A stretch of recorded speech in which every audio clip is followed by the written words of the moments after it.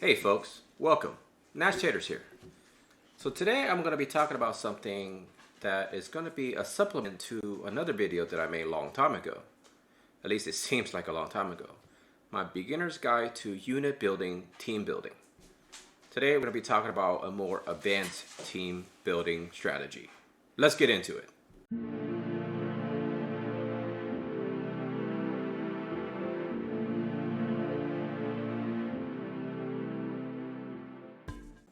Alright folks, so as you can see, I've been grinding away at this tower. I'm currently on floor 13.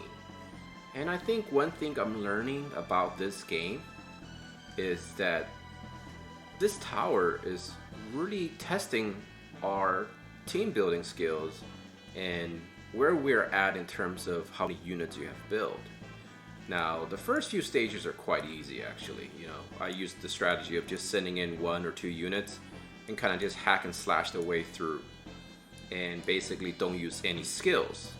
Therefore, I can save them for the later floors. But as I started climbing higher, I realized the normal composition of building teams weren't really fully cutting it. Like on some floors, it was definitely easier to have different compositions that I emphasized. The most basic composition in most RPGs, including this one, originally I thought it would be the simply tank, support, and some attackers. But I'm learning that there are some other compositions that are coming to my mind, and I really want to talk about those today. And I'm going to talk about these compositions and I think where they shine the most. The first composition is all attackers. And I think it's important to think about this composition because I think already people out there already realize that this composition actually works quite well. Using units like Orlando, Mediana, Shadowlynx, the Gunners, they're all really good units to use. And if joined forces with other units of similar stats and skill sets, it makes a quite powerful team. Some scenarios I think that this specific composition shines the most will clearly be multiplayer. Most people prefer to farm multiplayer quickly and just get the resources to kind of get out of there. A lot of times people probably are short on time, so ideally they want to just send in their best attackers and get it over with. Another scenario that I thought of that could use a full attacking team could be a raid composition. What the Chocolate Flan raids showed us is that you don't need supporting units, and you don't necessarily need tanks either. Controlling the terrain is kind of where you can actually shine in specific raiding situations. Because of the fact that those giant monsters are really big, they have a harder time crossing the terrain if a dead unit blocks its way.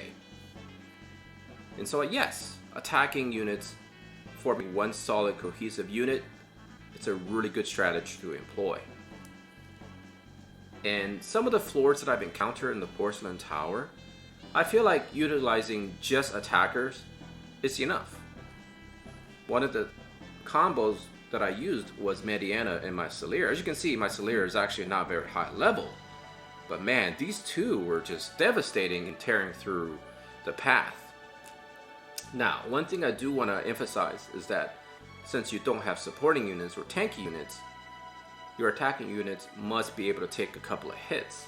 And on top of it, if they're encountering situations where there are no crystals left behind by dead units, such as multiplayer, such as the tower, it's really important that you pick attacking units that have some way to gain back some of their HP. HP. Celir obviously has Drain, same thing with Mediana. Orlando has an attack where he can absorb some of the life back on a hit, and as does Gefgarion. So those units are probably, in my opinion, they're going to be ranked a little bit higher in terms of priority in building when you're deciding to use these compositions. Alright, the next and last team composition that I thought of would be no attackers. I know this sounds crazy, but I believe it can actually work really well. Imagine this. You have 2 tanks. Let's say you have a Whisper or maybe a Rain for magical absorption. In future, you're going to have Warrior of Light For physical tanking, you have Engelbert, you have Mont, you have Nasha. Let me see if I can find her. I don't have enough shards for her, but I really like Nasha quite a bit. So you have a lot of different options in tanking units. And then the rest should be all supporting units. So for example, maybe 2 to 3 tanky units and 3 supporting units.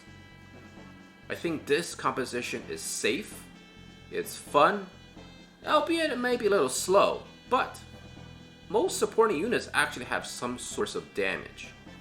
And on top of that, they have buffs, debuffs, heals, all really good options in the team. And of course, the tanks all have damaging effects and mitigations. So therefore, they can take hits and deal them as well. Other options in support will be characters like Thieves, where they can steal heart. Monks with sub-jobs of Thieves like Ziza is very powerful. And of course, Time Mages, where they are, in my opinion, a must-own on any team. So there you have it.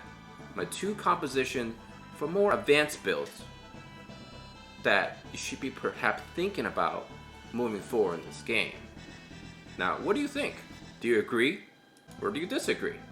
Tell me what you think. Put your comments down in the sections below. As always, I hope you enjoy my content. I'm really making a push for 250 subscribers. So if you do enjoy this content, please hit that subscribe button to support this channel. And if you like this content, hit that like button. And as always, take care of yourself and all your loved ones. Nashtaters out.